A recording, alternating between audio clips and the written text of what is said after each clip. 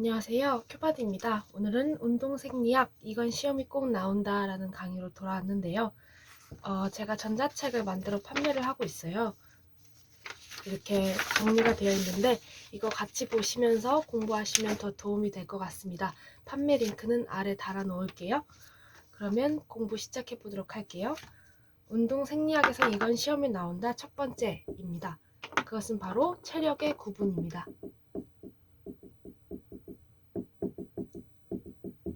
체력은 크게 건강 관련인지 운동 기술 관련인지에 따라 나뉘는데 뭐뭐가 있는지 다 적어보도록 하겠습니다. 일단 건강 관련에는 근력, 근지구력, 심폐지구력, 신체 조성,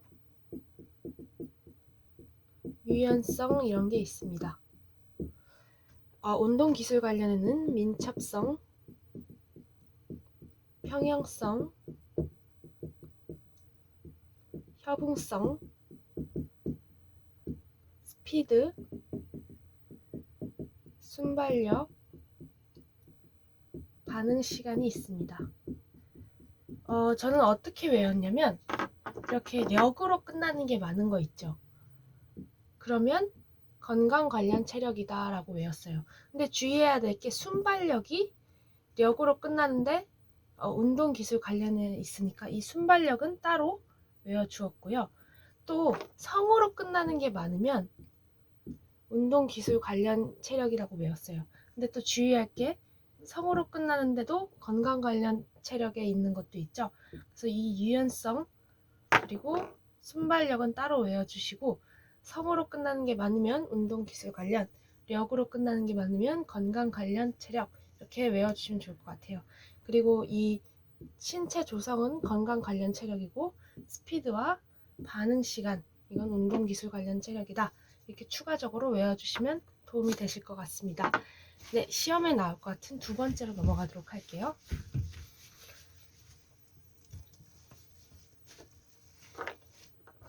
시험에 나올 것 같은 두 번째는 트레이닝의 원리입니다.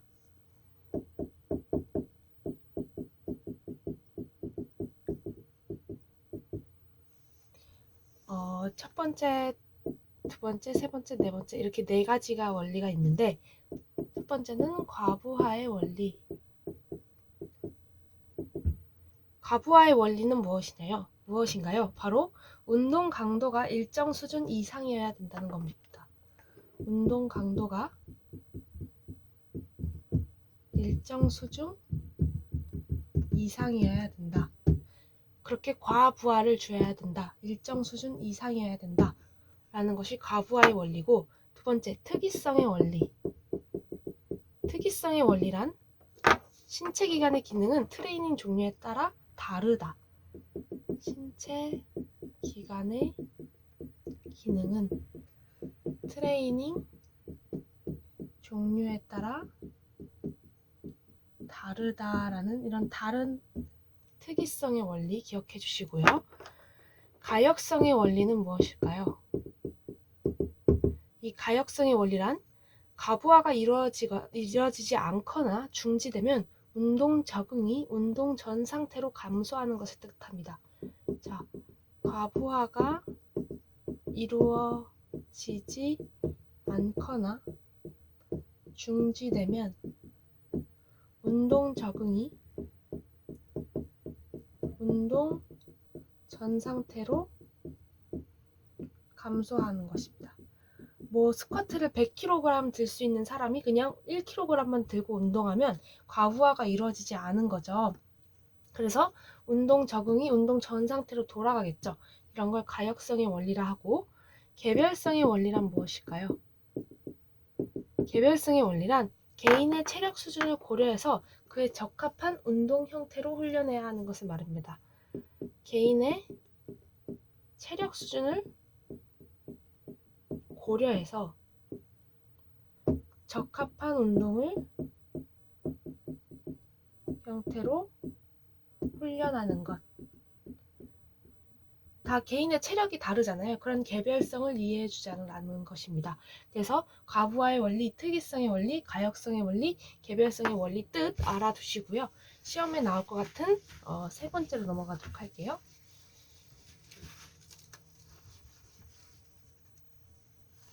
시험에 나올 것 같은 세 번째는 항상성과 이 항정상태의 개념을 둘이 구분하실 줄 알아야 될 것 같아요. 되게 비슷한 개념인 것 같지만 엄연히 다른 개념입니다. 항상성이라는 것은 내부 환경의 계속적인 유지입니다.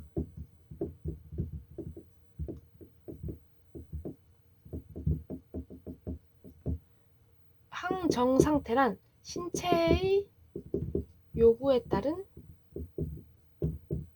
반응의 균형입니다. 이렇게 신체 요구에 따른 반응의 균형은 항정상태고 내부 환경의 계속적인 유지는 항상성인데, 예를 들자면 항상성의 예는 호르몬 작용에 의해서 항상성이 유지되는 거, 예를 들면 뭐 옥시토신이라는 호르몬도 있을 거고 인슐린, 뭐 이런 뭐 글루카곤, 이런 호르몬에 의해서 우리 항상성 유지되죠. 이런 호르몬 작용들이 예시가 될 수 있고요. 또 체온 조절, 이런 것도 항상성의 예시죠.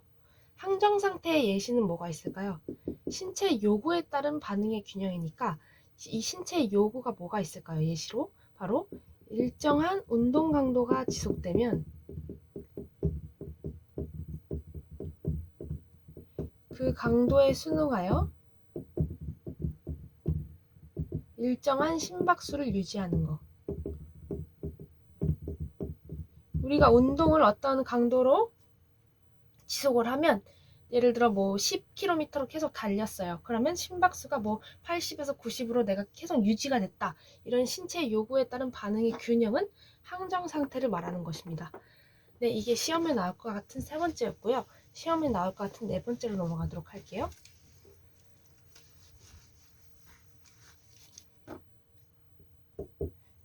시험에 나올 것 같은 네 번째는 운동생리학의 인접 학문입니다.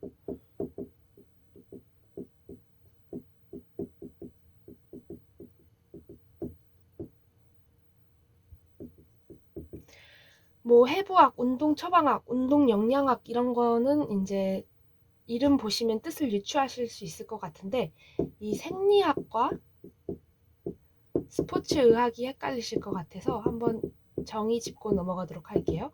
생리학이란 생물의 기능과 활동의 원리를 연구하는 학문입니다. 생물의 기능과 활동의 원리를 연구하는 학문.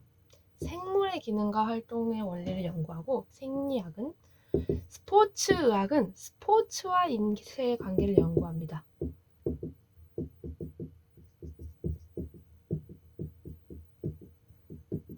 자, 이렇게 정의 한번 살펴봤고요. 그래서 생리학과 스포츠의학 이 뜻 구분하실 줄 알면 좋을 것 같고요. 시험에 나올 것 같은 다섯 번째로 넘어가도록 할게요. 자, ATP 생성 체계 그리고 ATP 제합성 방법입니다. ATP 제합성 방법과 ATP 생성 체계. ATP 제합성 방법에는 두 가지 방식이 있죠. 무산소성 과정, 유산소성 과정이 있습니다. 이 무산소성 과정은 인원질 체계, 인원질 체계, 그리고 젖산 과정, 이렇게 두 가지로 나뉘고, 유산소성 과정은 유산소 시스템이라 하죠. 근데 또 알아두셔야 되는 게, 인원질 체계는 같은 말로 ATP PC 시스템 이랑 같은 말이고, 젖산 과정은 무슨 말이랑 같냐면 무산소성 해당 과정이랑 같은 말입니다.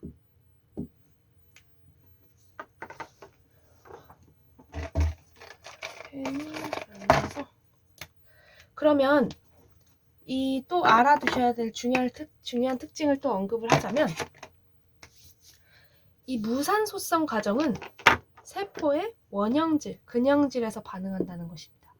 얘는 세포의 원형질, 근형질에서, 원형질, 근형질 같은 말입니다. 에서 반응을 하고, 유산소성 과정은 미토콘드리아 내에서 반응합니다.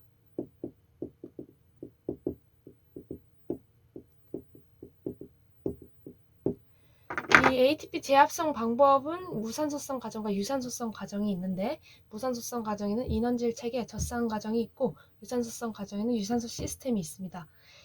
이러한 생성 체계, 인원질 체계, 젖산 과정, 유산소 시스템을 더 자세히 살펴보도록 할게요. 일단 첫 번째, 인원질 체계를 자세히 살펴보도록 할게요. 자, 생성 체계 살펴보도록 할게요. 첫 번째, 인원질 체계. 같은 말로 ATP, PC 시스템. 자, 특징이 가장 빠르게 생성됩니다.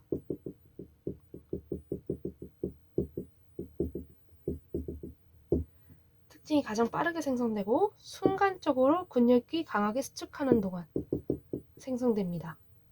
순간적으로 근수축이 일어나는 동안 인원질 체계가 발생을 하고, 자, 이 PC가 효소입니다. 이 PC란 같은 말로 크레아틴 인산이라고 하는데, 얘가 뭐냐면 크레아틴 인산이라고 하는데,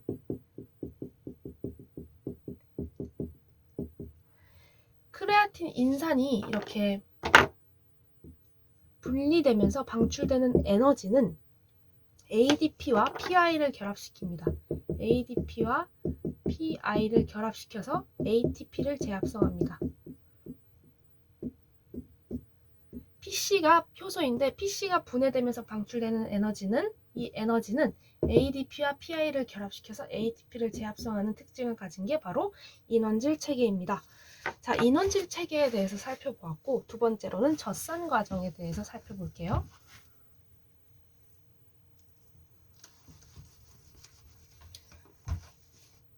굉장히 중요한 개념들이기 때문에 자세히 살펴보고 있는 것입니다. 젖산 과정. 젖산 과정은 두 번째로 빠르다는 특징을 갖고 있습니다. 두 번째로 빠르게 생성이 되고, 당원을 분해시켜 피루부산, 젖산을 형성합니다. 당원을 분해해서 피루부산, 젖산을 형성합니다. 근데 젖산은 코리사이클 과정을 거쳐서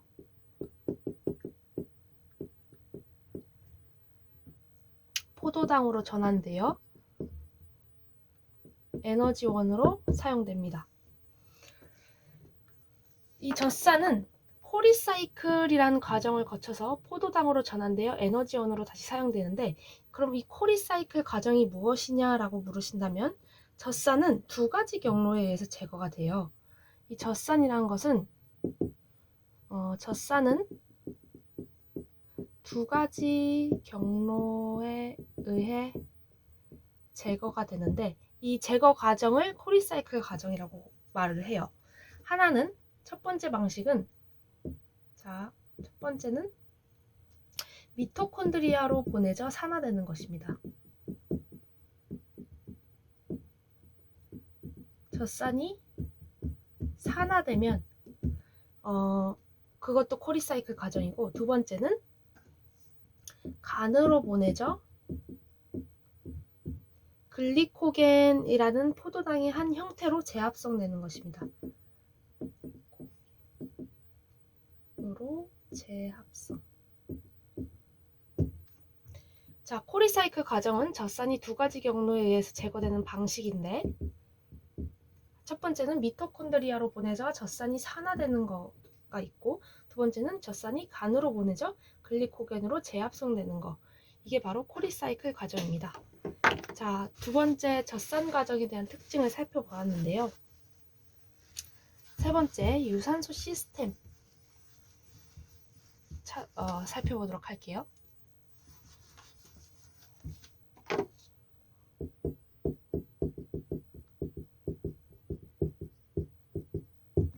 유산소 시스템은 핵심 키워드가 크랩스 회로와 전자 전달기입니다. 크랩스 회로와 전자 전달계의 두 개의 대사 경로가 상호 협력을 하면 유산소 시스템을 말하는 거예요. 이 크랩스 회로와 전자 전달계가 상호 협력을 해서 일이 발생되는 게 유산소 시스템이다. 이 정도 알고 가시면 될 것 같아요. 그러면 우리가 지금 인원질 체계, 젖산 과정, 유산소 시스템 이렇게 배웠잖아요. 그러면 또 알고 가셔야 될 중요한 특징 중에 하나가 운동 강도에 따른 대사인데, 저강도일수록 장시간을 운동하죠. 장시간 운동하는 걸 말하고, 고강도일수록 단시간 운동, 이런 특징을 갖는데, 저강도, 장시간 운동일수록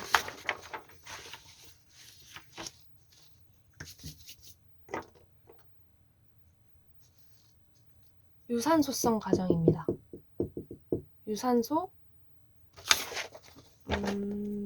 시스템,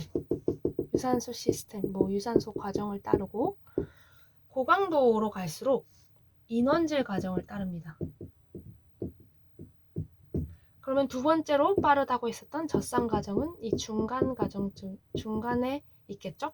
그래서 고강도 단시간 운동을 할수록 인원질 과정을 더 쓰고, 저강도 장시간 운동을 할수록 유산소 시스템을 더 사용한다는 특징도 꼭 알아두세요. 이런 저강도 장시간 운동에는 마라톤 같은 게 예를 들면 있을 수 있겠네요. 마라톤. 얘는 100m 달리기. 네, 이것도 꼭 알아두시고 시험에 나올 것 같은 6번째로 넘어가도록 할게요. 시험에 나올 것 같은 6번째는 호흡 교환율입니다.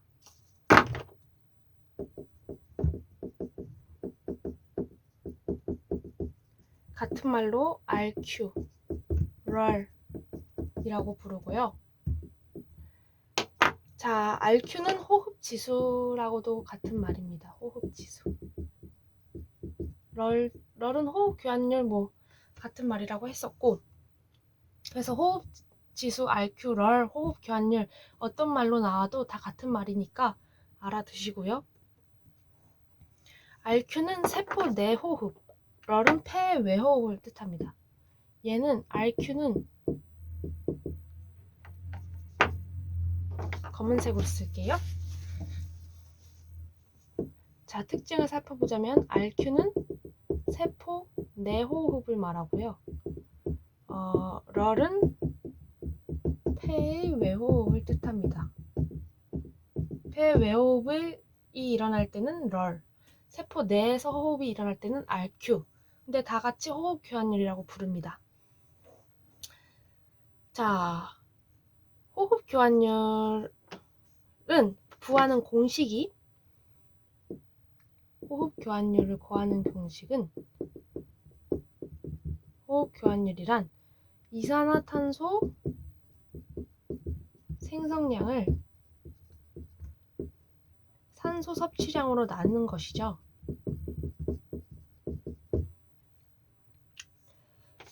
그래서 순수한 탄수화물이 분해될 때는, 순수한 탄수화물이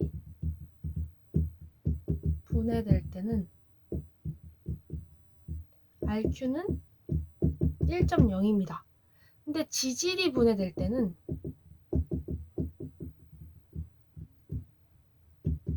RQ는 0.71입니다.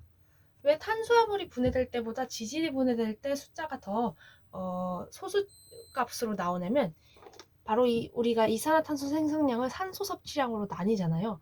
근데 지질이 분해될 때는 더 유산소 과정에 해당되기 때문에 산소 섭취량이 더 많을 거예요. 그래서 분모값이 더 크기 때문에 이렇게 0.71이라는 숫자가 나온 것입니다.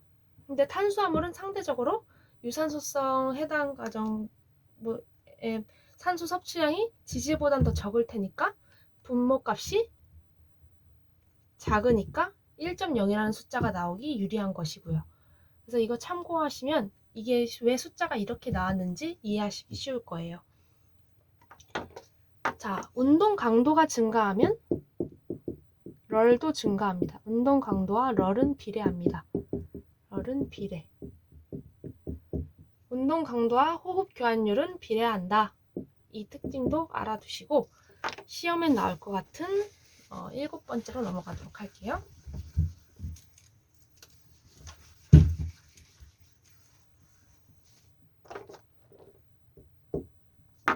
바로 우리 몸의 신경계입니다. 우리 몸의 신경계는 중추신경계, 말초신경계가 있죠. 중추신경계는 말 그대로 뇌와 척수를 의미하고 말초신경계는 또 두 개로 나뉘죠. 채성신경계, 자율신경계. 채성신경계는 감각신경과 운동신경으로 나뉘고 자율신경계는 교감신경과 부교감신경으로 나뉩니다. 그래서 이 신경계가 어떻게 나뉘는지 이런 틀을 알고 계셔야 나중에 또 적용되는 문제들 나올 때 이해하기 쉬우니까 이 틀 알아두시고요. 자, 시험에 나올 것 같은 8번째로 넘어가도록 할게요. 굉장히 중요한데 뇌련의 전기적 활동입니다.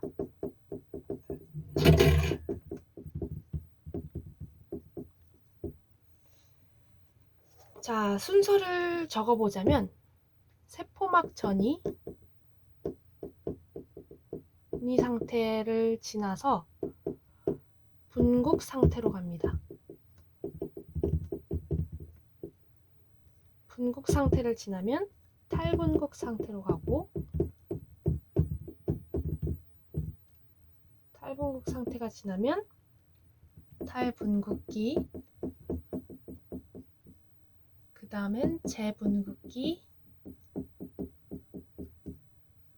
그 다음에 불응기 이렇게 가는데 우리 하나씩 살펴볼게요. 첫 번째, 세포막 전이.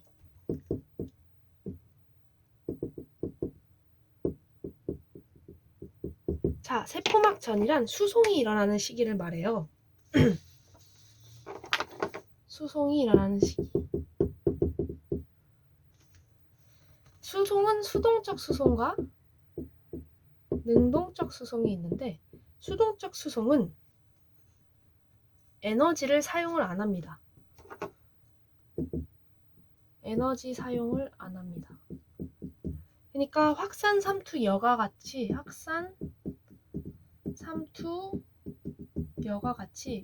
에너지 사용 안 하고 수동적으로 일어나는 일입니다.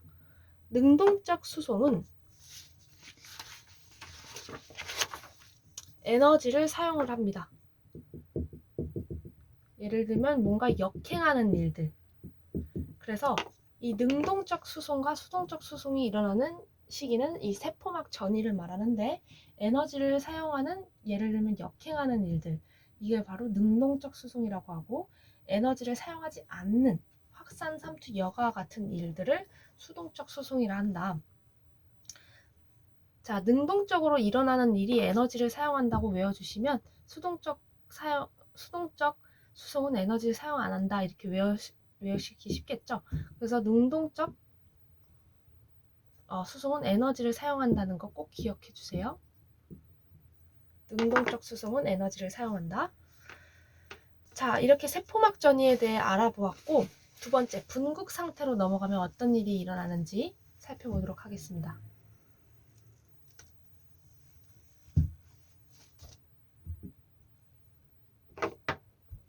분국 상태. 분국 상태는 같은 말로 무슨 말이 있냐? 바로 안정막 전이랑 같은 말입니다. 분국 상태는 같은 말로 안정막 전이. 아직 자극을 받지 않은 상태입니다. 자극받지 않은 상태고, 자, 세포 밖에는 나트륨 이온이 많고 세포 안에는 칼륨 이온이 많습니다. 그리고 나트륨 이온은 칼륨 이온에 비해서 막을 투과하기 어렵다는 특성을 갖고 있어요. 막 투과 어렵다. 이런 특징을 갖고 있고, 세포막 안쪽이 마이너스, 세포 바깥이 플러스 상태를 띠고 있고요. 이런 전이차가 마이너스 70mb 정도 됩니다. 마이너스 70mb 전이차. 뭐 전이차까지 외우는 것보다 바퀴 플러스다라는 게 굉장히 중요한 것 같아요. 자, 바퀴 플러스입니다. 분국 상태일 땐 바퀴 플러스, 세포막 안이 마이너스. 그러니까 바퀴 플러스라는 거 외워주면 세포막 안은 당연히 마이너스겠죠. 그래서 바퀴 플러스라는 거 꼭 외워주시고요. 자, 탈분국 상태로 넘어가도록 하겠습니다.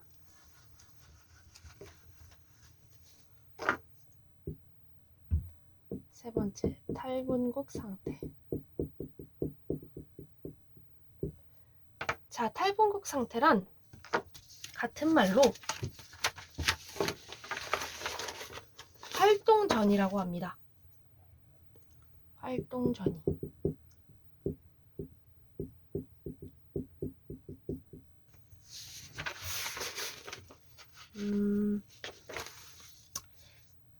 아까 분국 상태는 같은 말로 뭐라고 했죠? 안정막 전이.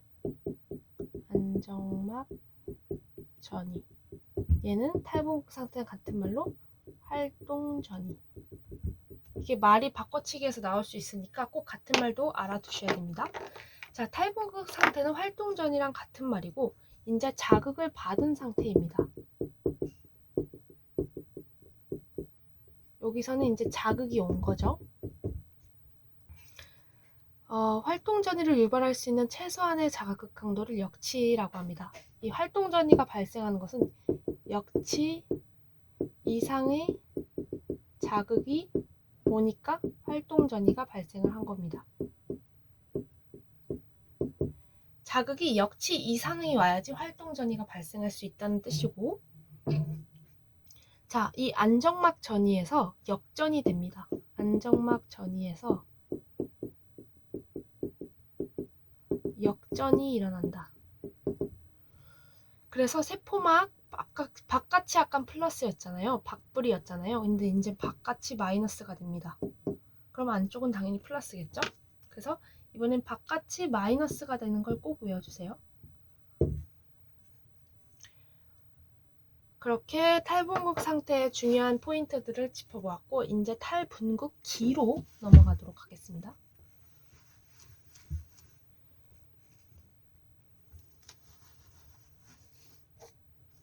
자, 네 번째, 탈분국기. 탈분국기는 같은 말은 따로 없어요. 네, 탈분국기는 역전이 일어나 이제 절정에 이르는 시기입니다. 절정에 이르는 시기.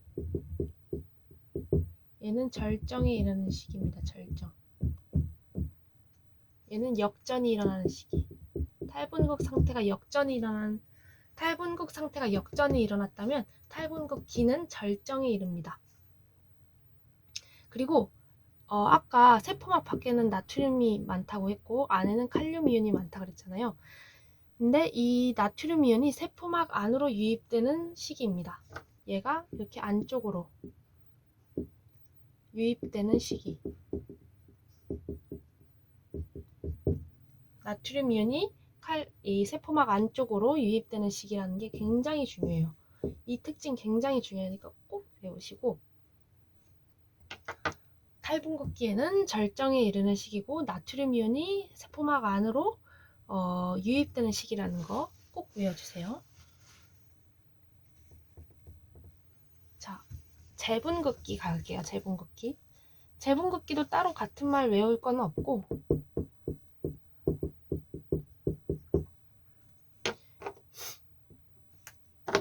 자, 재분극기. 재분극기란 다시 안정막 전이로 돌아가는 시기입니다. 파란색으로 쓸게요. 안정막 전이로 돌아가는 시기. 이게 무슨 말이냐? 아까 세포막 안쪽이 절정에 이를 때랑 역전에 이를 때, 분국 상태일 때 세포가 어디가 바깥이 플러스인지 마이너스인지를 따지자면 얘는 바깥이 플러스였죠. 분국 상태일 땐. 근데 탈분국 상태일 땐 역전이 일어나서 밖이 마이너스가 되죠. 탈분극기는 절정이 일어나니까 아직도 밖이 마이너스예요.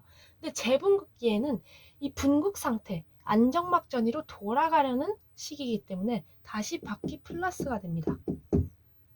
밖이 플러스가 되는 시기. 다시 밖이 플러스가 되는 시기입니다. 그리고 칼륨 이온이 세포가 이렇게 또 있으면 이번엔 칼륨 이온이 나가려고 합니다. 밖으로 확산되려고 하는 시기입니다. 이 특징도 굉장히 중요해요. 이제 칼륨 이온이 밖으로 확산되는 시기, 이것도 꼭 외워주시고, 또 과분극이 일어날 수 있는 시기입니다.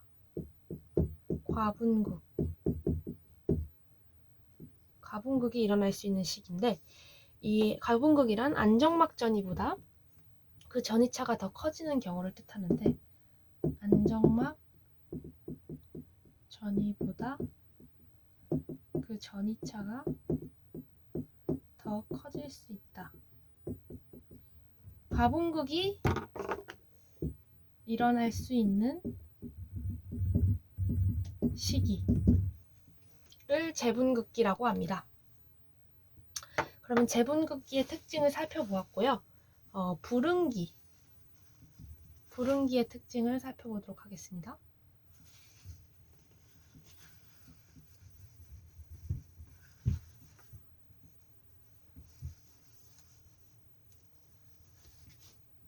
부릉기. 6번째, 부릉기. 부릉기란 일정 시간 동안 또 다른 전이차 활동 전이가 즉각적으로 발생할 수 없는 시기죠. 부릉기란 일정한 시간 동안 다른 활동 전이가 즉각적으로 발생할 수 없는 시기. 절대 부릉기랑 상대 부릉기가 있는데,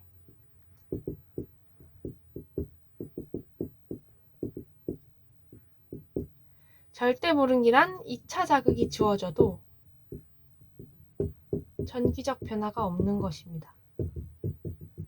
2차 자극이 주어져도. 근데 상대 부릉기란 강한 자극이 주어지면 그래야 탈분극이 발생하는 시기를 말합니다. 그래서 부릉기는 절대 부릉기와 상대 부릉기로 나뉜다는 거, 이 정도 알아두시면 될 것 같아요. 시험에 나오는 8번째가 굉장히 중요했는데, 중요한 걸 다시 포인트를 살펴보자면 이 순서 꼭 외워두시고요. 세포막 전이를 지나 분국 상태를 지나 탈분국 상태, 그 다음에 탈분국기, 재분국기, 부릉기고, 세포막 밖이 플러스인지 어디가 마이너스인지를 꼭 아셔야 돼요. 분국 상태는 밖이 플러스죠. 근데 탈분국 상태 때는 역전이 일어나서 밖이 마이너스가 됩니다. 탈분국기는 절정이 이르니까 아직도 밖이 마이너스고, 재분국기는 밖이 플러스죠. 왜냐면 안정막 전이로 돌아가려고 하니까. 네, 이런 중요한 포인트를 다시 살펴보았고, 시험에 나올 것 같은 9번째로 넘어가도록 할게요.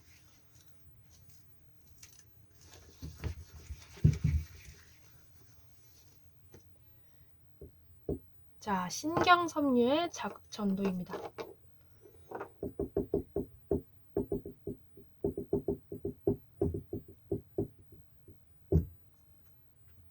자, 마리집 신경섬유,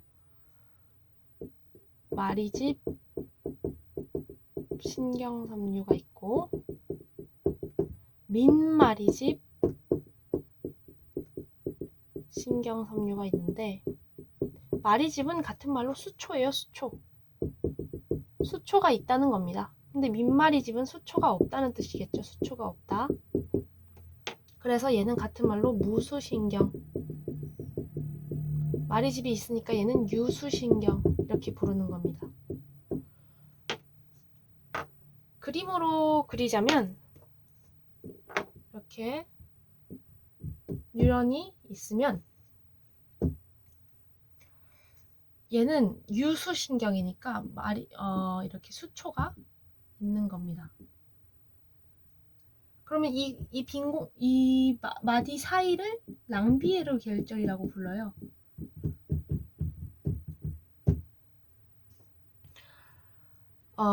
신경섬유 마디를 이 랑비에르 결절이라고 하는데, 이 신경섬유 마디에서만 탈분국이 일어납니다. 이렇게 이 마디에서만 탈분국이 일어나요. 그래서 신경전도 속도가 여기만 전달하면 되니까 빠르다라는 특징을 갖고 있어요. 뭐가? 유수신경이. 이 마리집은 탈분국이 일어나지 않아요. 왜냐면 얘는 마리집은 수초는 전기적 절연체로 작용합니다.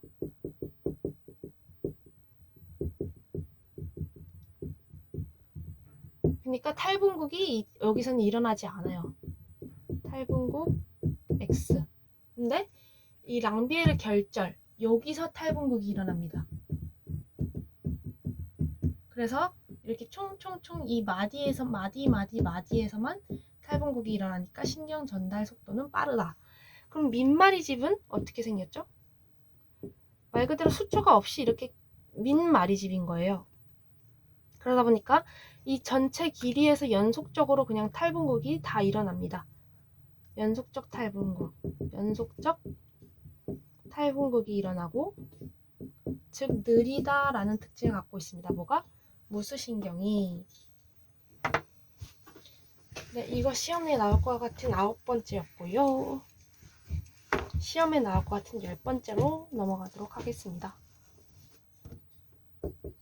그것은 바로 운동단위입니다.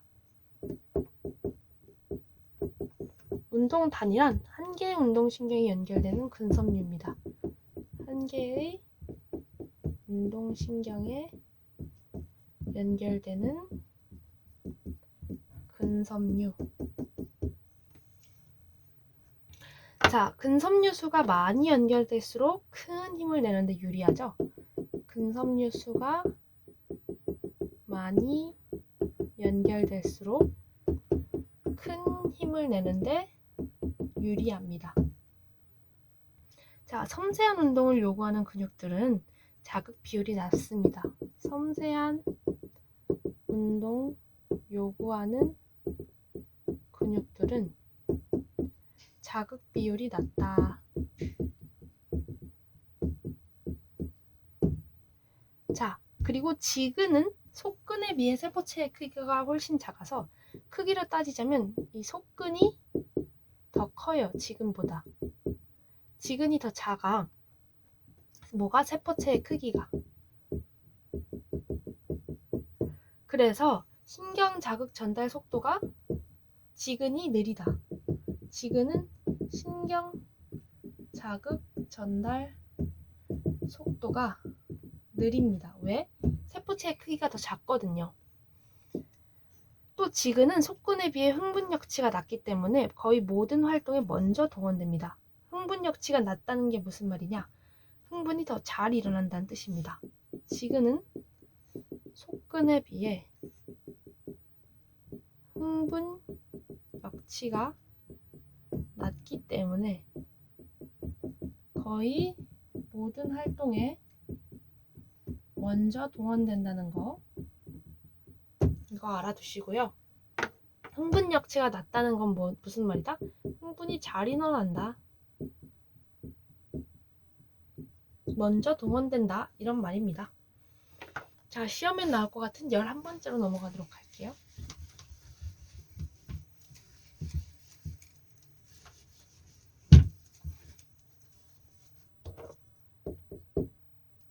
자, 감각 운동신경계의 반응 과정입니다. 감각 운동신경계의 반응 과정. 자, 감각 수용기를 거치면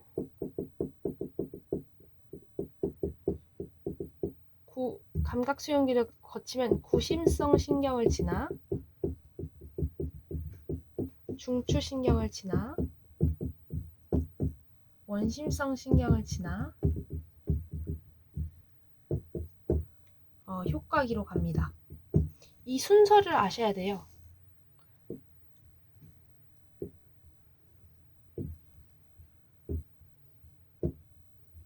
빈칸을 뚫어 놓는다면 저는 이 구심성 신경, 원심성 신경의 위치 중요한 것 같아요.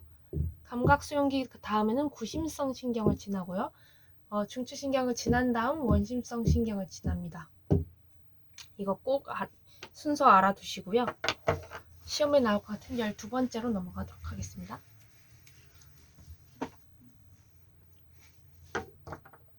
시험에 나올 것 같은 12번째. 그것은 바로 중추신경계의 운동기능 조절.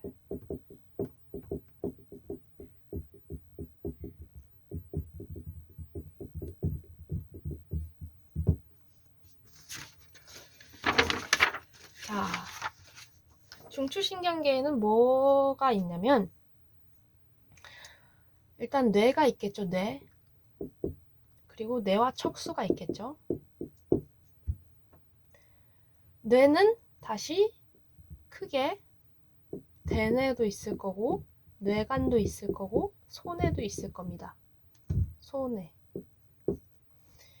근데 이 뇌간은 또 간뇌와 중간뇌와 교뇌와 연수가 있고 이 간뇌는 또 시상, 시상하부, 내하수체 이렇게 또 나뉘어요. 좀 많죠? 뇌가 부분이. 근데 꼭 이렇게 나뉜다는 거 알고 계시고 각 뇌가 하는 기능들, 척수가 하는 기능들, 특징들 아셔야 되는데 대뇌는 무슨 기능을 할까요? 저장하고 지각하는 역할을 합니다. 자, 간뇌는 시상하부 내하수체가 있다고 했죠? 시상은 무슨 기능을 할까요? 대뇌로 보내는 기능을 합니다. 대뇌로 보내는 기능. 시상하부는 항상성을 유지합니다. 자, 시상하부가 항상성을 유지한다는 거 꼭 외워주시고요. 내하수체는 무슨 일을 할까요? 바로 신경 호르몬을 분비합니다.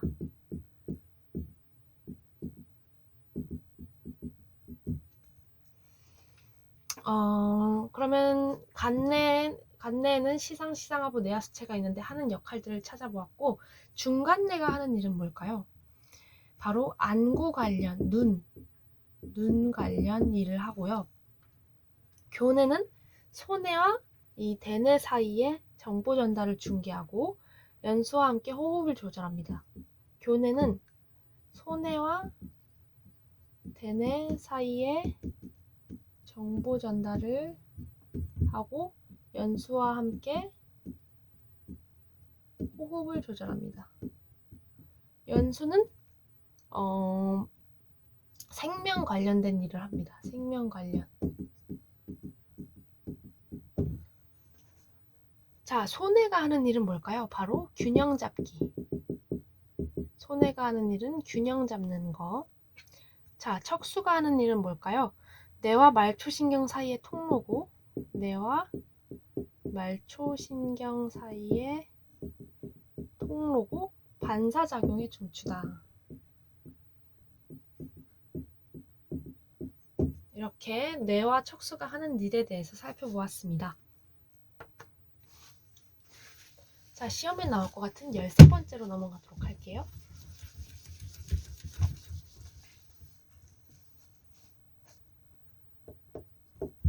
그것은 바로 말초신경계의 운동기능 조절입니다.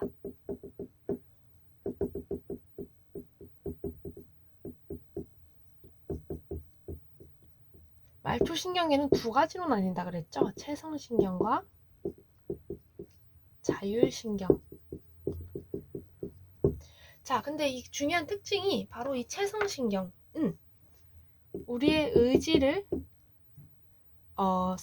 사용할 수 있는 신경입니다. 그래서 예를 들면 대뇌 조절을 한다는 것이죠. 근데 이 자율신경은 우리의 의지로는 불가능한 것들을 합니다. 예를 들어 불수의 구조들을 우리가 어떻게 할 수 있는 것들이 아닌 구조들을 지배합니다. 그래서 대뇌의 조절 없이 그런 불수의 구조들을 지배하면 자율신경, 수의 구조들을 지배하면 체성신경입니다. 자, 또 자율신경에서 알아두셔야 될 게 교감신경과 부교감신경인데 자율신경은 교감신경과 부교감신경으로 나뉘죠. 자율신경은 교감신경과 부교감신경으로 나뉘는데 이 교감신경은 흥분하거나 긴장될 때 나타내는 신경입니다.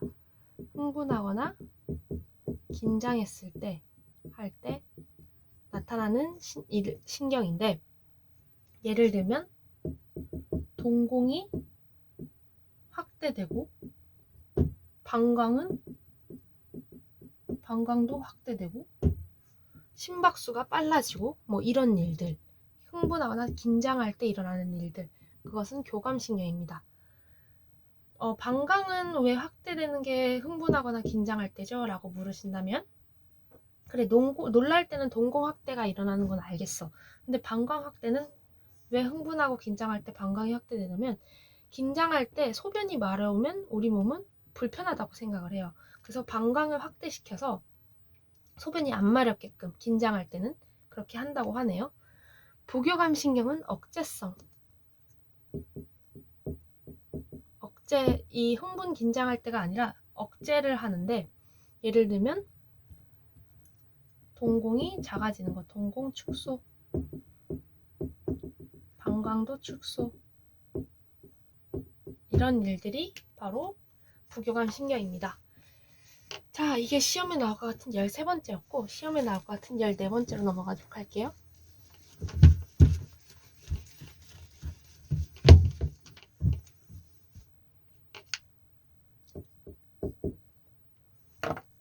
골격근의 구조입니다.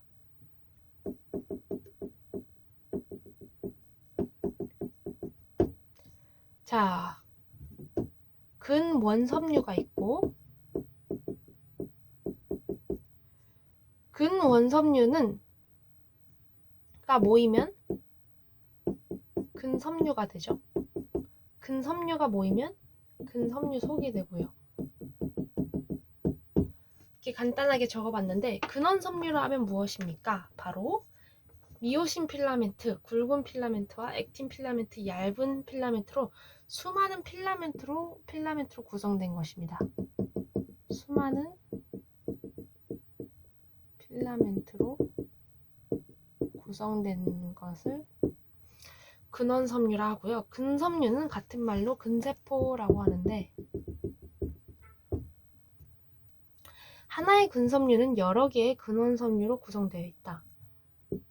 한 개의 근섬유는 여러 개의 근원섬유다.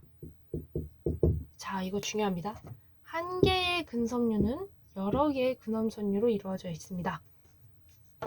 자, 긴 다익세포고요. 가로 무늬를 갖고 있고, 밑무늬 아닙니다. 가로 무늬를 갖고 있고, 이 근내막에 의해 덮여 있습니다. 근내막이 하는 일은 이 근세포, 근섬유를 덮는 일입니다. 자, 근섬유 속이란? 근섬유의 다발을 말하죠.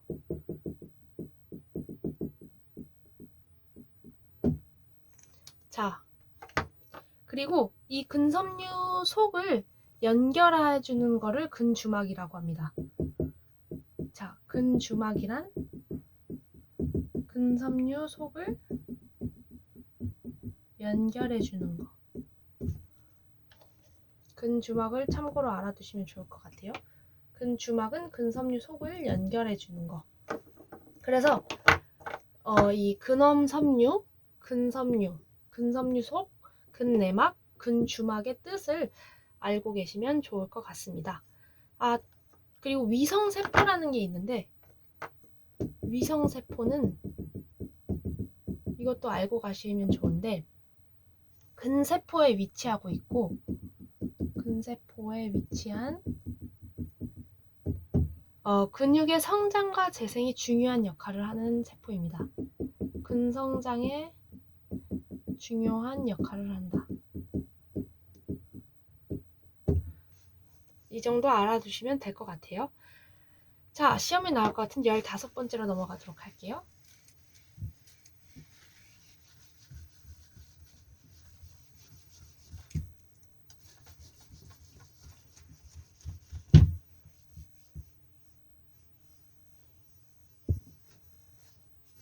시험에 나올 것 같은 15번째는 바로 근수축 기전입니다. 굉장히 중요하죠. 이 순서와 어떤 공간에서 뭐가 방출되는지를 꼭 아시는 게 포인트인데, 자, 첫 번째로 신경과 근세포가 만나는 지점인 근신경 연접, 신경근 연접에 신경 자극이 옵니다. 신경근 연접에 신경 자극이 온다. 그러면 시냅스 공간에서 아세틸콜린이 방출됩니다. 시냅스 공간에서 아세틸콜린이 방출됩니다. 뭐에서 뭐가 방출된다? 시냅스 공간에서 아세틸콜린이 방출이 됩니다. 그러면 근육세포의 활동 전이가 발생이 됩니다. 근육세포의 활동 전이. 우리 활동 전이가 뭐였죠?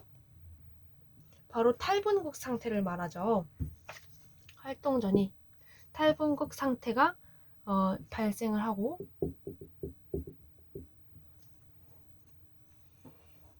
가로세간을 타고 근섬유 내부로 전달됩니다. 가로세간을 타고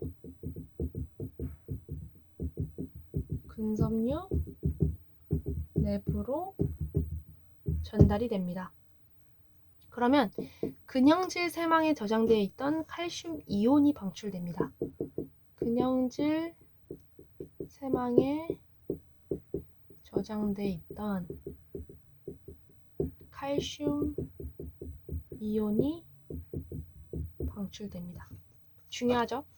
근형질 세망에 저장되어 있던 칼슘 이온이 방출이 됩니다. 그러면 이 칼슘 이온은 가는세사의 트로포닌 분자와 결합합니다. 칼슘 이온은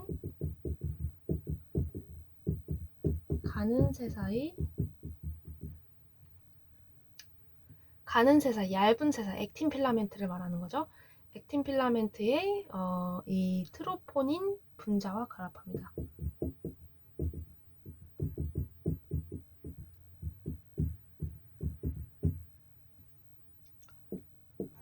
그러면 트로포미오신의 위치를 변화시켜 액틴의 활동 부위가 노출되어 미오신의 십자형 가구와 결합합니다. 미오신의 십자형 가구와 결합이 일어납니다. 즉 액틴과 미오신이 연결된 거고, 그러면 ATP 분해에 의한 에너지를 이용해서 운동이 일어납니다. 미오신 머리가 액틴 세사를 당긴다 라는 말과 같습니다.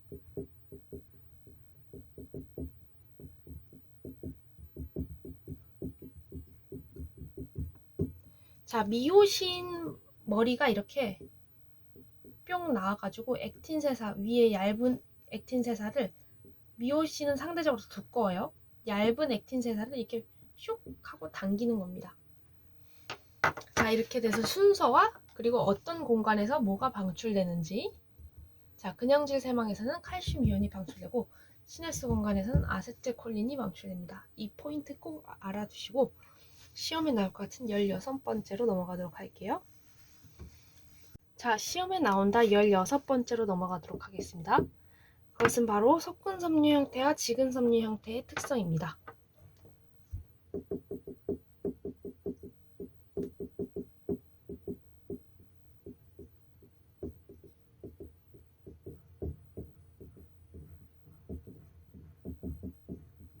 자, 섞은 섬유 형태와 지근 섬유 형태의 이 이름을 다른 말로 하면 어떤 게 있을까요? 바로 지근 섬유는 같은 말로 ST 섬유, 그리고 타입 1 섬유라고 부릅니다. 섞은 섬유는 FT 섬유, 그리고 타입 2 섬유라고 부릅니다. 기본적으로 이걸 알고 가시고, 자, 섞은 섬유에 대해서 일단 살펴보자면, 자, 섞은 섬유. 지근 섬유보다 피로에 대한 저항성이 낮습니다. 즉 쉽게 피로해진다는 것인데, 지근보다 피로에 대한 저항성이 낮다.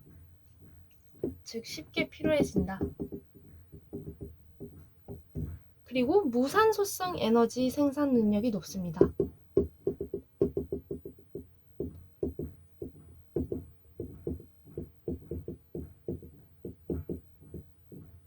그리고 속근의 장력은 지근보다 크다. 지근보다 장력이 크다.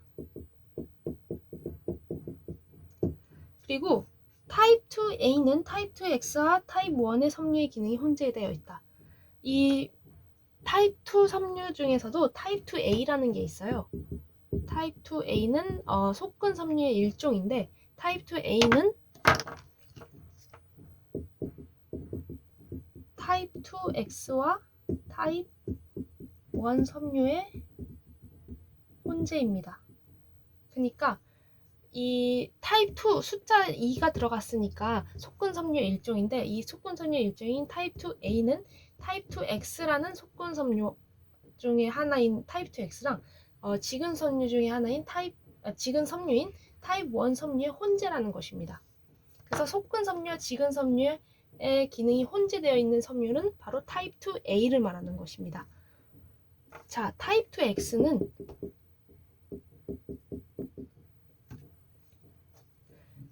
ATP 페이지의 활성이 높아 수축 속도가 가장 빠릅니다. ATP 페이지의 활성이 높아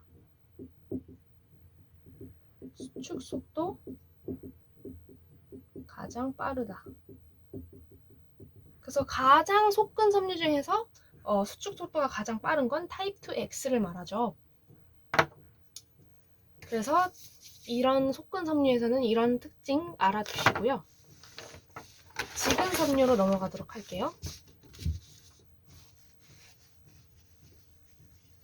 지금 밖에서 공사를 해가지고 좀 소리가 쿵쿵 나는데 양해해 주시도록 바라겠습니다. 자, 지근 섬유. 두 번째, 지근 섬유. 속근 섬유보다 많은 모세혈관이 분포해서 미오글로빈의 농도가 더 높습니다. 속근보다 많은 모세혈관이 분포해서 미오글로빈 농도가 더 높다. 뭐가? 지근 섬유가. 또 섞은 섬유에 비해 수축 속도와 장력은 낮으나 속근보다 장력이랑 수축 속도 면에서는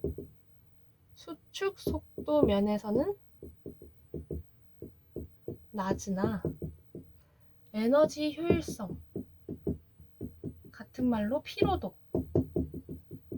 피로도는 높습니다. 피로에 대한 저항성은 높은 게 바로 지근 섬유입니다. 그래서 이 속근 섬유, 지근 섬유를 특징을 더 알기 쉽게 표현을 할 수 있는 이 화살표를 그려보자면, 자, 속근 섬유의 특징을 띨수록, 지근 섬유의 특징을 띨수록 제일 속근 섬유의 특징을 띠는 건 바로 타입 2X 섬유입니다. 아까 말했듯이 ATP 페이지의 활동이 가장 높다고 했죠. 이 타입 2X는 ATP 페이지의 활동이 가장 높아 수축 속도 가장 빠르죠. 근데 상대적으로 지근 섬유보다 미토콘드리아 수는 적죠. 피로도는 어때요? 아까 낮다고 했죠. 피로도가 낮다는 것은 쉽게 피로한다는 뜻입니다. 에너지 효율성이 낮다라는 뜻이고, 에너지 체계는 무산소를 따르고요. 타입 2X는 장력은 높습니다. 예를 들면 어떤 운동이 있을까요? 순발력과 스피드 운동.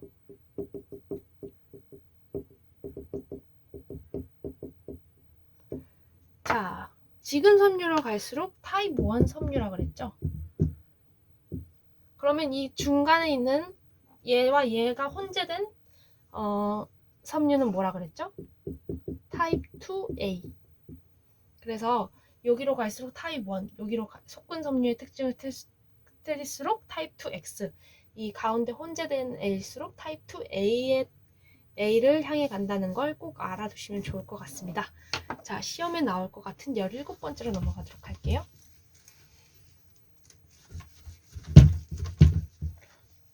시험에 나올 것 같은 17번째는 근수축의 종류입니다.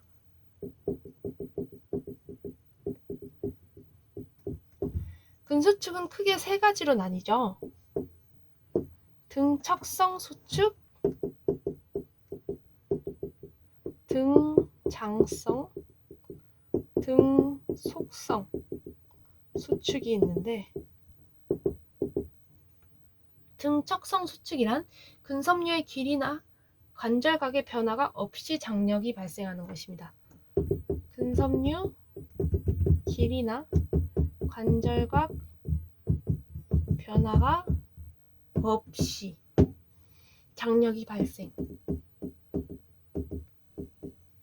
등장성은 변화가 있습니다. 이러한 변화가 있습니다. 등속성은 일정한 속도로 수축하는 걸 말합니다. 수축.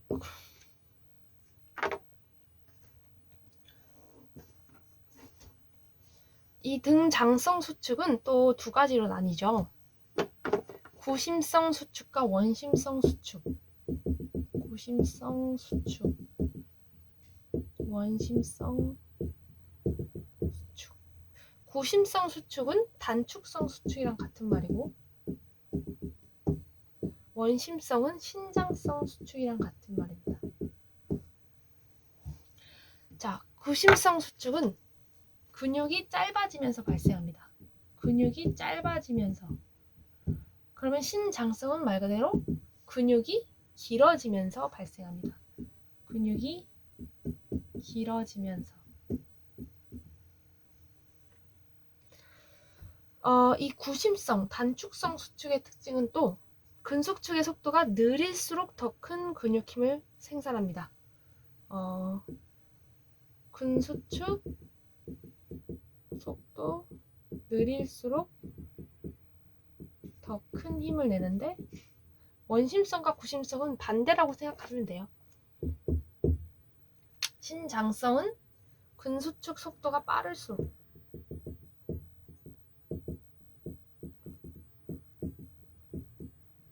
더 큰 힘을 냅니다. 근데 아주 만약에 이 둘이 같은 속도일 때는 신장성 수축이 더 큰 힘을 발휘합니다. 만약 같은 속도라면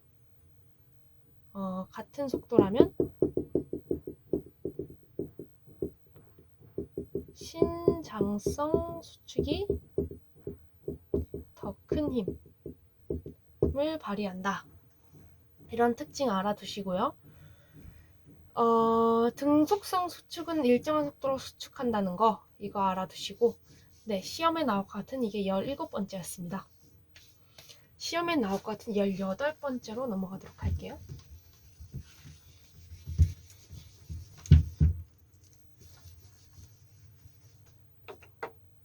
바로 근육 내 수용체, 골격근의 감각 수용기입니다. 근육 내 수용체, 골격근의 감각 수용기. 자, 세 가지가 있는데 화학 수용기, 근방추, 골직원 기관 이렇게 있어요. 화학 수용기란 근육 내 pH, 세포와 칼슘의 농도, 산소와 이산화탄소의 압력 변화를 수용 및 반응해서 중추신경에 정보를 전달하는 겁니다. 이렇게 화학적인 것들을 이용해서 반응해서 중추신경에 정보를 전달하는 것을 화학 수용기라고, 큰 방출은 무엇일까요? 적절한 근육 길이로 유지하는 겁니다.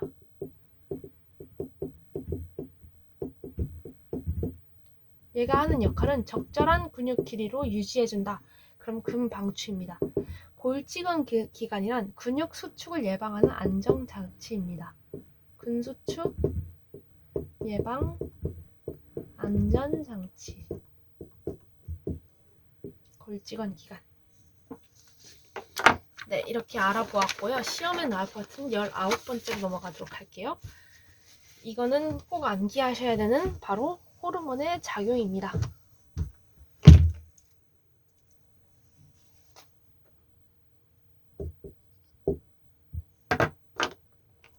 호르몬의 작용. 자, 시상하부,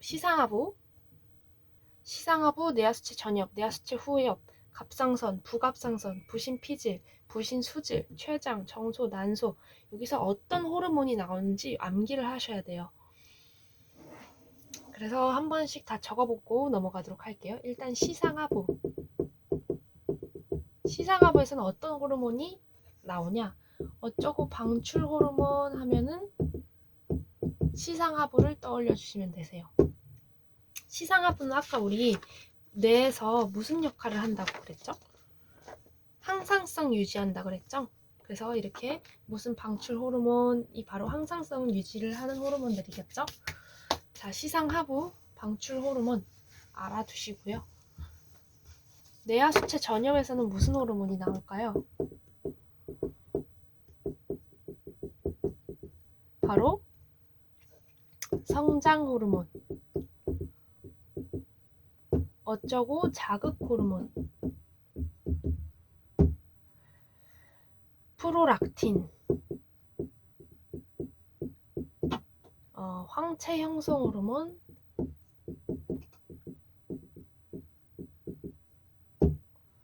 등이 이제 나옵니다. 자, 아까는 뭐뭐 방출 호르몬 하면 시상하부라 그랬잖아요. 근데 뭐뭐 자극 호르몬 그러면 뇌하수체 전엽입니다. 그리고 성장 호르몬, 프로락틴 호르몬, 항체 형성 호르몬이 나오면 뇌하수체 전엽입니다. 그럼 뇌하수체 후엽은 어떨까요? 뇌하수체 후엽, 옥시토신, 항이뇨 호르몬이 나옵니다.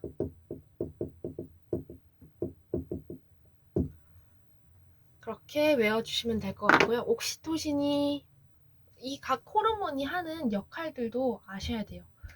제가 이렇게 다 미처 잡고 넘어가지 못하는 거는 이 내용이 너무 방대하기 때문에 그것까지 일일이 말하면, 근데 이 호르몬이 하는 역할들도 꼭 짚고 넘어가세요. 예를 들면 옥시토신이 하는 역할은 자궁수축, 혈압 상승, 유즙 분비, 아기 날 때 나오는 호르몬이죠. 아기 태어날 때.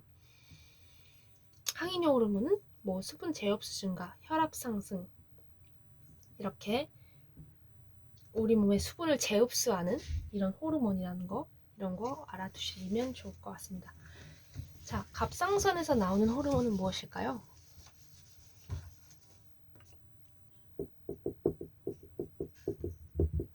티록신, 트리오오드 티로닌, 칼시토닌. 자, 칼시토닌이 하는 역할이 굉장히 중요한데 뭐냐면 바로 뼈에 칼슘이 혈액으로 방출되는 것을 억제합니다. 뼈에 칼슘이 혈액으로 방출되는 것을 억제합니다. 이 뼈를 튼튼하게 해주는 호르몬인데, 뼈를 튼튼하게 해주는 호르몬 칼시토닌, 뼈 튼튼, 이거 외워두세요. 어디서 나온다? 칼시토닌은 갑상선에서 나온다. 자, 부갑상선에서는 뭐가 나올까요? 부갑상선. 부갑상선은 쉬워요. 바로 부갑상선 호르몬이 나옵니다.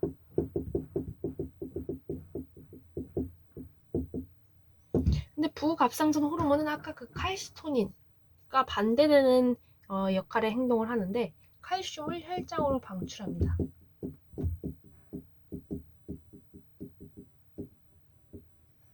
그래서 부갑상선 호르몬과 칼시토닌, 아까 그 갑상선에서 나온 칼시토닌은 서로 반대되는 특징을 가지고 있죠.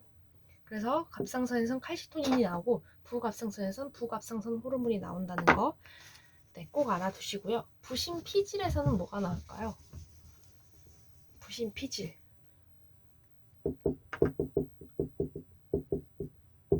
부신피질에는 코티졸과 알도스테론이 나옵니다.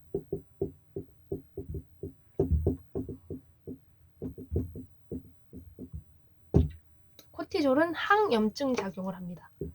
항염증 작용. 알도스테론은 뭐 나트륨의 재흡수, 혈장량 증가 이런 역할을 하고, 부신수질은 모모프린으로 끝나는 호르몬들, 에피네프린, 노르에피네프린 이라는 호르몬을 방출합니다.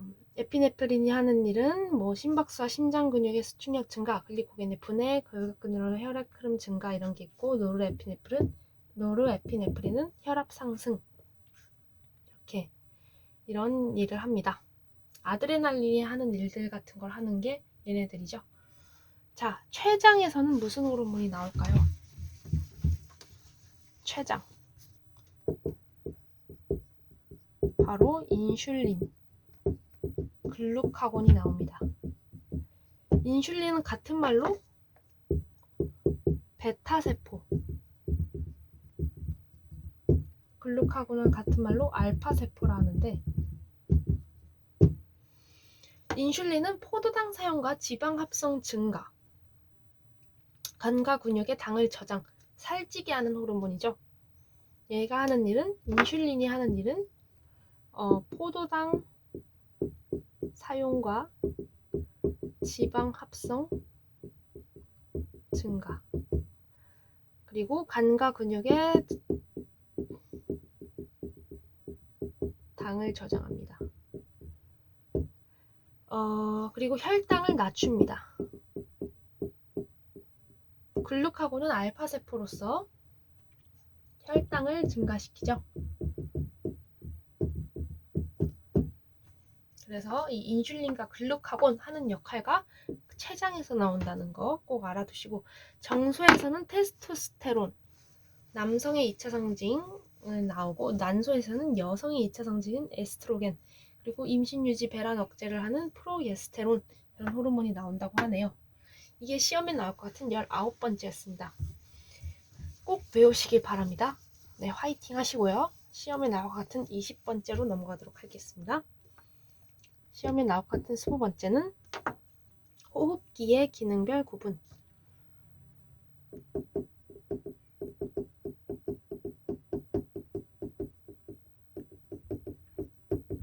자, 전도 영역과 호흡 영역이 있죠.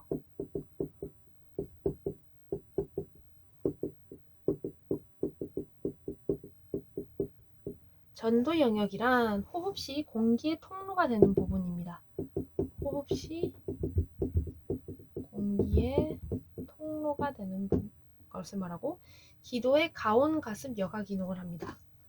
가온 가습 여가 기능을 하는 것을 전도 영역.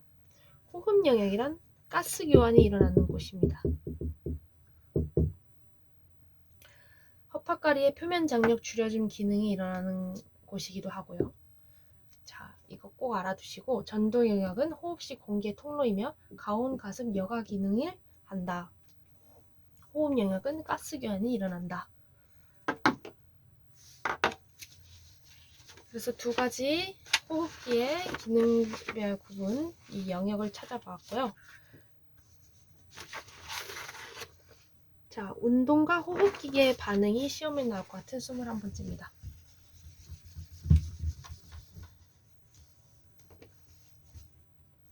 21번째.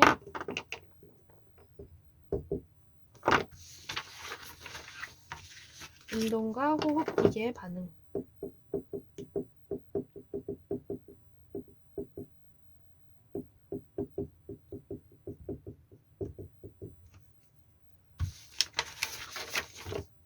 자, 흡기와 호기가 있죠. 흡기는 말 그대로 들숨, 호기는 말 그대로 날숨을 말하는데 들이쉰다, 들숨 이렇게 마시는 걸 말하고 호기는 후, 날숨 뱉는 걸 말하죠. 아웃, 아웃, 인. 자, 들숨 마시는 건 능동적 과정이에요. 우리가 수동적으로 하는 과정이 아니고 능동적으로 이렇게 에너지를 사용하는 과정인데 근육이 수축해서 공기가 허파 속으로 이동합니다. 근수축 발생. 그래서 공기가 허파 속으로 이동하는 거 인. 호기는 능동적일 때도 있고 수동적일 때도 있는데 안정 시에는 수동적으로 일어나는데 운동 시에는 능동적으로 일어납니다. 그리고 근육이 이완이 발생합니다. 근이완 발생. 뱉으면서 근육이 이완되면서 허파에서 공기가 밖으로 이동하는 것을 호기, 날숨이라고 합니다. 그래서 흡기와 호기 구분하실 줄 알아야 되고요. 이게 시험에 나올 것 같은 21번째였고 22번째로 넘어가도록 하겠습니다.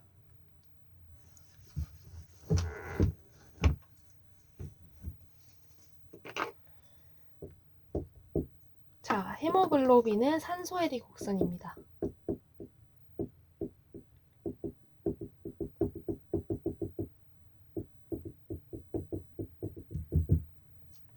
자, 이렇게 헤모글로빈의 산소에리 곡선이 이렇게 있으면 이게 오른쪽으로 이동할 때가 있고 왼쪽으로 이동할 때가 있는데 자, 오른쪽으로 이동할 때의 특징은 pH가 감소하고 이산화탄소 분압은 증가하고 온도가 상승될 때 이 해리곡선이 이게 해리곡선이에요. 해리곡선이 오른쪽으로 이동을 합니다. 자, 우리가 운동할 때 발생하는 현상들 있죠? 온도가 상승하고 pH가 감소하고 이산화탄소 분압이 증가하는 이런 운동할 때 일어나는 현상은 해리곡선을 오른쪽으로 이동시킨다. 근데 또 특징이 해리 곡선이 오른쪽으로 이동하든 왼쪽으로 이동하든 산소 친화력은 감소합니다. 자, 왼쪽으로 이동하든 이거든 산소 친화력은 감소한다.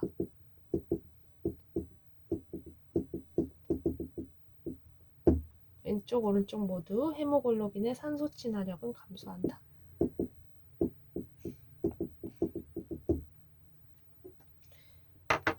자, 운동과 호흡기계의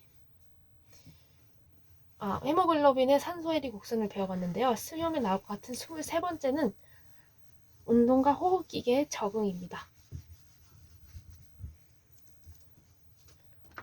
시험에 나올 것 같은 23번째는 운동과 호흡기계의 적응.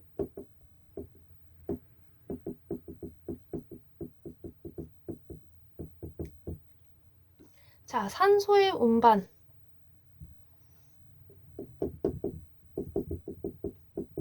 운반과 이산화탄소의 운반이 있죠. 어떤 걸로 운반이 되냐?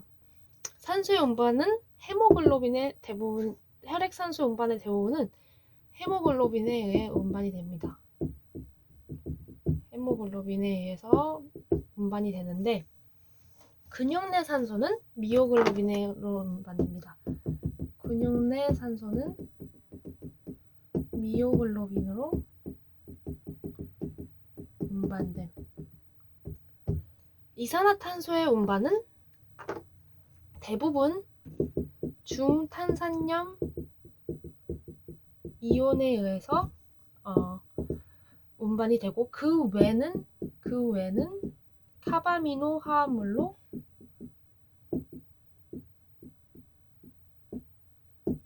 운반됩니다. 그래서 뭘로 운반되는지 대부분 산소는 헤모글로빈으로 운반되고 이산화탄소는 대부분 중탄산염 이온으로 운반이 됩니다. 근데 산소의 운반은 근육 내 산소는 미오글로빈으로 운반되고 이산화탄소의 운반은 대부분은 중탄산 이온으로 운반되지만 그 외는 카바미노 화합물로 운반된다는 거 이거 꼭 알고 가세요. 자, 시험에 나올 것 같은 24번째로 넘어가도록 하겠습니다. 생략이 좀 많아요. 좀 방대해가지고 1시간이 넘는 강의가 될 것 같은데 여러분 화이팅 하시기 바랍니다. 시험에 나올 것 같은 몇 번째였죠?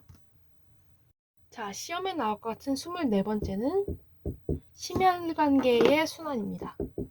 심혈관계의 순환. 자, 체순환과 폐순환이 있는데 이 순환 과정을 외우셔야 돼요. 체순환, 폐순환. 체순환은 좌심실에서 대동맥을 거쳐 온몸 조직을 지나 대정맥을 지나 우심방으로 갑니다.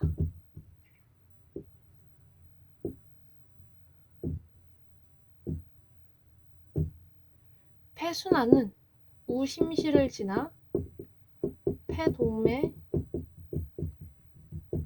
폐조직의 모세혈관, 폐모세혈관, 폐를 지나 폐정맥, 좌심방 이렇게 갑니다.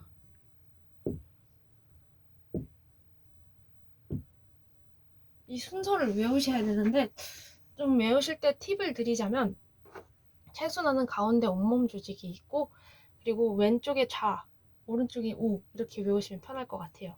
근데 폐순환은 반대입니다. 왼쪽이 우, 오른쪽이 좌입니다. 그리고 여기 맨 왼쪽에는 심실, 맨 오른쪽은 심방을 적어주세요. 그리고 이 가운데를 기준으로 왼쪽이 동맥이고 오른쪽이 정맥입니다. 근데 폐를 지날 때는 폐, 온몸 조직을 지날 때는 대 이렇게. 그래서 좌심실, 대동맥, 온몸 조직, 대정맥, 우심방, 우심실, 회동맥, 폐정맥, 좌심방 이런 순서로 지난다는 거 알고 가시면 될 것 같습니다. 자, 시험에 나올 것 같은 25번째로 넘어가도록 할게요.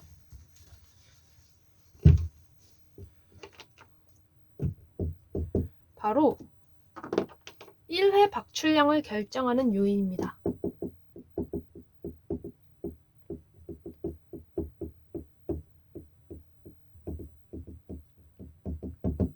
저는 어떻게 외웠냐면 심실이 평균 대 심실수 이렇게 외웠어요. 심실이 평균 대 심실수. 심실 2는 뭘 말하냐? 심실 이완 기말 용량. 심실 이완 기말 용량. 평균 대는 평균 대동맥 혈압. 심실수는 심실수축력. 이게 바로 1회 박출량을 결정하는 요인 3가지입니다. 이거 꼭 외우시고요. 시험에 나올 것 같은 26번째로 넘어가도록 할게요.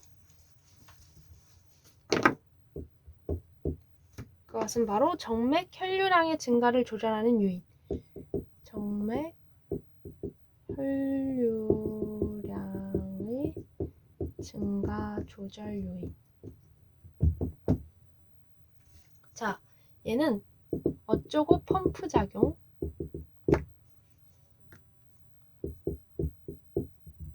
그리고 정맥 수축이 얘를 결정하는 요인입니다. 자, 펌프 작용은 무슨 펌프 작용이 있냐? 어쩌고가 이게 뭐가 있냐? 라고 물으신다면 골격근 수축에 의한 근육의 펌프 작용.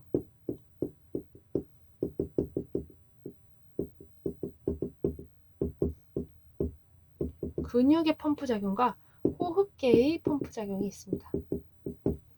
그리고 정맥 수축이 이 정맥 혈류량의 증가를 조절하는 요인입니다. 요인 3가지였습니다. 자, 이게 시험에 나올 것 같은 26번째였고요. 시험에 나올 것 같은 27번째 심전도로 넘어가도록 하겠습니다.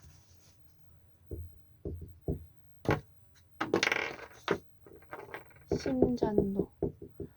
이거 진짜 무조건 나옵니다. 굉장히 중요하고, 심전도란 심장의 전기적 활성도를 말하죠. 심장의 전기적 활성도를 말하는데, 심방이 먼저 탈분곡되고 그 이후 심실이 탈분곡되는 특징을 가져요. 심방 먼저 탈분곡. 심방 먼저 탈분곡이 됩니다. 자, 일단 모모 파로 끝나는 애들이 있고 모모 간격으로 끝나는 애들이 있는데, 모모 파로 끝나는 애들은 P파, 그리고 QRS 복합파,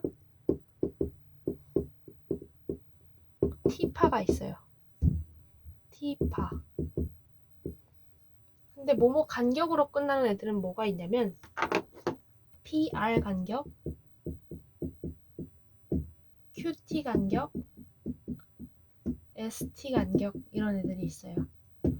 자, P파란 뭘 말하냐? 가장 기본적인 거, 심방의 탈분곡을 말합니다. P파란 심방의 탈분곡이다.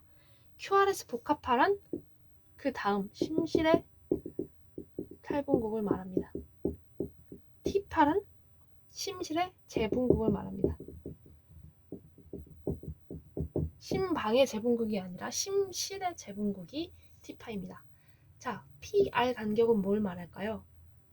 심방의 최초 탈분곡에서 심실의 최초 탈분곡까지 걸리는 시간을 말합니다. 심방의 최초 탈분곡에서 심실의 최초 탈분곡까지. QT 간격이란 심실의 최초 탈분곡에서 마지막 심실의 탈분곡까지 걸리는 시간. 심실의 최초 탈분곡에서 마지막 심실의 탈분곡까지 걸리는 시간입니다. ST 간격은 QT 간격의 기준선입니다. QT 간격의 기준선. 그래서 이렇게 P파, QRS 복합파, T파, PR 간격, QT 간격, ST 간격이 뭘 의미하는지 꼭 아셔야 돼요.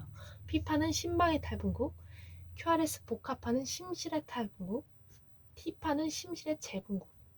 PR 간격은 심방의 최초 탈분국에서 심실의 최초 탈분국까지, QT 간격은 심실의 최초 탈분국에서 마지막 심실의 탈분국까지, ST 간격은 QT 간격의 기준선. 이걸 꼭 아셔두고요. 시험에 나올 것 같은 28번째로 넘어가도록 할게요.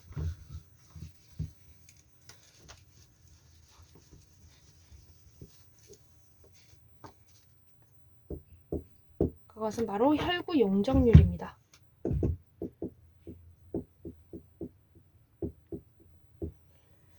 자, 혈액에서 세포 성분을 차지하는 비율이죠. 혈액에서 세포 성분 차지하는 비율이다. 적혈구는 혈액에서 발견되는 가장 큰 구성 성분이다. 자, 혈구 용적률에서 특징 중 하나가 적혈구는 혈액에서 발견되는 가장 큰 구성 성분 중 하나다. 적혈구는 가장 큰 구성 성분 중 하나다. 적혈구가 혈구 용적률에 많이 있다라는 것이죠. 혈구 용적률은 적혈구의 수나 수의 증가나 감소에 영향을 받습니다. 그래서 혈구 용적률은 적혈구 수에 영향을 받는다. 높은 적혈구 용적률일수록 혈액의 점성이 높아져 혈액의 흐름을 어렵게 한다고 하네요. 높은 적혈구 용적률일수록 혈액의 점성이 높아져 혈액 흐름이 어렵다.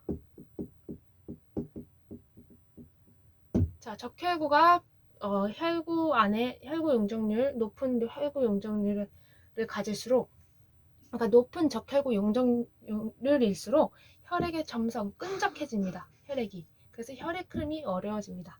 이런 말을 하고 있는 거고, 전체 혈액량 대비 혈장량 비율이 높을수록 적혈구 용적률은 낮다. 전체 혈액량 대비 혈장량의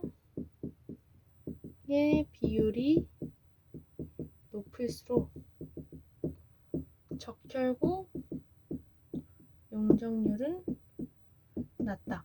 혈장량 비율이 높으면 적혈구 용적률은 반대로 작아집니다. 자, 평균 혈구 용적률은 남자가 여자에 비해 높습니다. 평균 혈구 용적률은 남자가 여자보다 높은 편입니다. 라는 특징도 알아두시면 좋을 것 같습니다. 자, 이게 시험에 나올 것 같은 28번째였고요. 시험에 나올 것 같은 29번째로 넘어가도록 하겠습니다.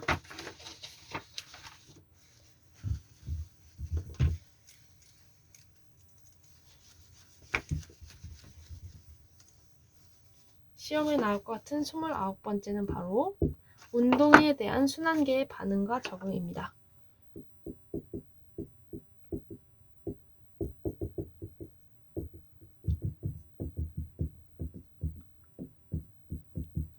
자, 운동 시작 전, 운동 시작 후, 운동 종료 후 이렇게 나뉘는데 운동 시작 전, 중, 후 어떻게 달라지냐면 자, 환기량이 증가는 첫 번째 운동 시작 전에는 운동을 예측한 대뇌 피질로부터 작용합니다. 환기량 증가는 운동 예측한 대뇌 피질로부터 작용한다는 게 중요하고요. 운동 시작 후엔 환기량 증가는 근관절 수용기의 작용입니다.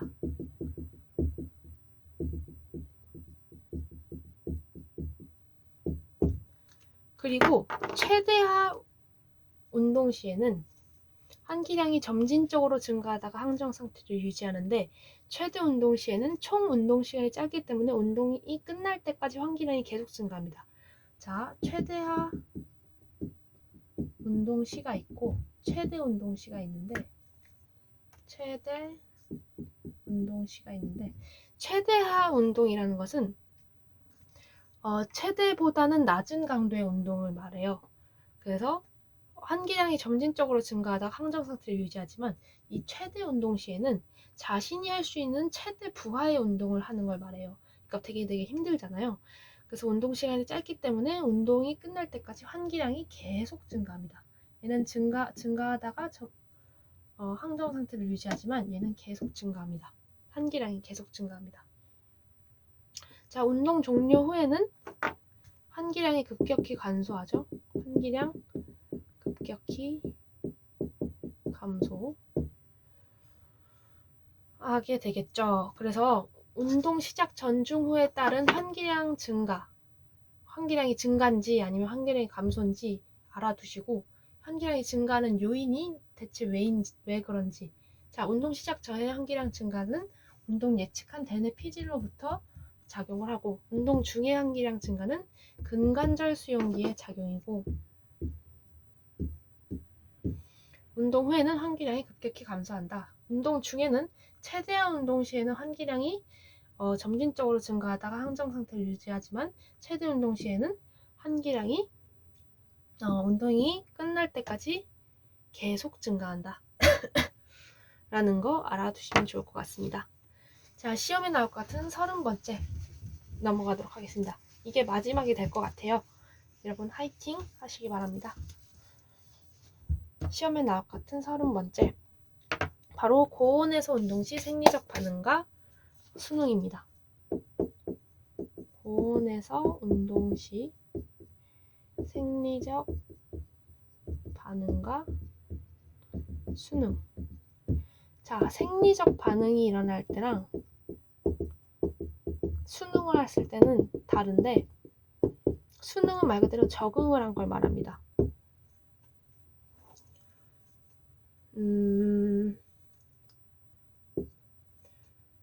그래서 생리적 반응을 할 때는 근육과 피부의 혈류 요구량이 증가하게 되겠죠. 근육과 피부의 혈류 요구량 증가. 이게 무슨 말이냐?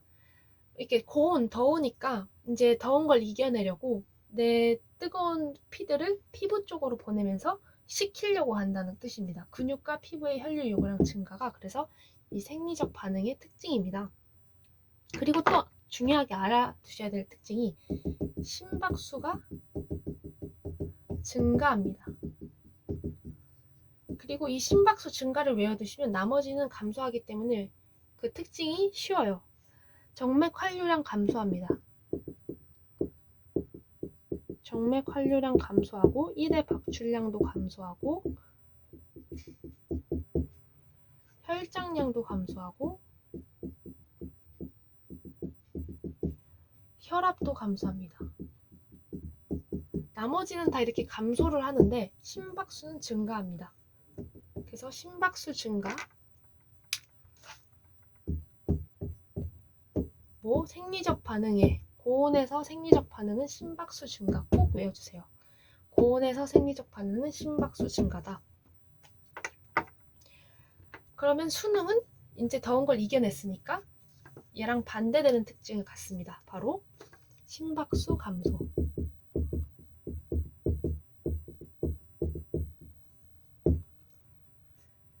나머지는 증가를 하는데 1회 박출량도 증가하고 혈장량도 증가하고 발환율도 증가하고 뭐 그러는데 피부의 혈류 근데 포인트가 얘랑 반대되니까 피부의 혈류 요구량은 어떻게 되겠어요? 피부의 혈류 요구량은 감소되겠죠? 얘랑 반대니까 생리적 반응과 수능은 서로 반대되는 특징을 보이고 있어요. 그래서 심박수가 증가했었던 생리적 반응과 달리 심박수가 감소하고 나머지는 증가하겠죠. 정맥 환류량, 1회 박출량, 혈장량 증가하고 피부의 혈류 요구량은 생리적 반응과 반대로 감소를 하게 됩니다. 또 알아두시면 좋을 게 발한 시점이 조기화됩니다. 땀이 빨리 나기 시작한다라는 뜻입니다. 땀이 빨리 나기 시작한다. 내가 고온에 적응을 했으니까 이 장점을 생각해 주시면 돼요. 적응은 장점.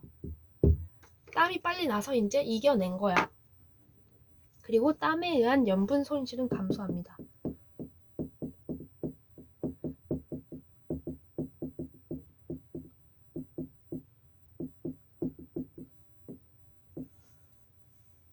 그래서 생리적 반응일 때, 수능일 때 특징들을 꼭 알아두시고, 저는 포인트가 이 심박수를 외워두시면 나머지는 반대 특징을 가지니까 외우기가 쉽다는 걸 알려드리고 싶었고, 수능일 때는 심박수가 감소한다. 이런 정도 아시면 될 것 같습니다. 그 외에도 저온에서의 운동 시 생리적 반응과 수능, 고지에서의 생리적 반응과 고지 적응, 수중 환경의 특성과 영향, 이것도 꼭 읽고 넘어가시길 바라고요. 저는 이렇게 시험에 나올 것 같은 30가지를 추려봤는데 여러분께 도움이 됐으면 좋겠고, 여러분의 시험 합격을 정말로 진심으로 기원합니다. 여러분 화이팅 하시고, 네, 응원할게요. 감사합니다.